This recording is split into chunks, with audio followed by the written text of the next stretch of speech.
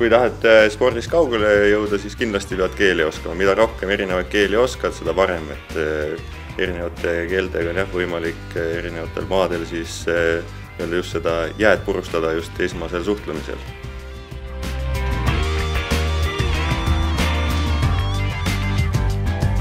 Ma räägin inglise, soome, vene, ütleme suhtlustasandil siis, loomulikult eesti keelt.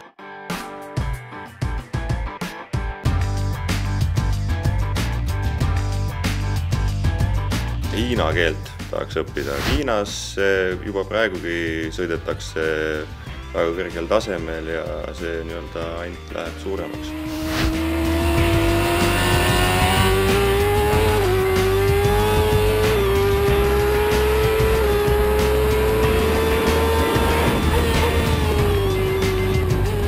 Võõrkeele mitteoskamine on kindlasti suureks takistuseks, et sa ei saa enda mõtteid ja infot edasi anda tiimile ja tiim ei oska siis ka sinule mootorratast ette valmistada. Siis juhtuks see, et tuleks käte-jalgadega kuidagi selgeks teha ja näpuga näidata näiteks hammasratta peale ja öelda, et näe, seda pane nüüd 2 hammast väiksem ja kuidagi niimoodi saaks kindlasti seletatud.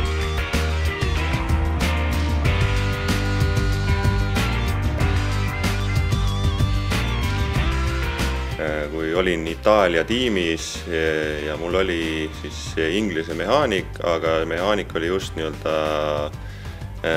teise sõitjaga hõivatud ja ma üritasin siis Itaalia mehaanikule selgeks teha, et mida ma tahan muuta, aga tema jälle inglise keelt väga hästi ei osanud ja siis oli ka selline lõpuks asi lõppes sellega, et ma tulin sikli pealt maha ja lõpetasin oma treeningsõidu ja ootasin nii kaua, kui mu enda mehaanik vabanes ja sain need asjad ära teha.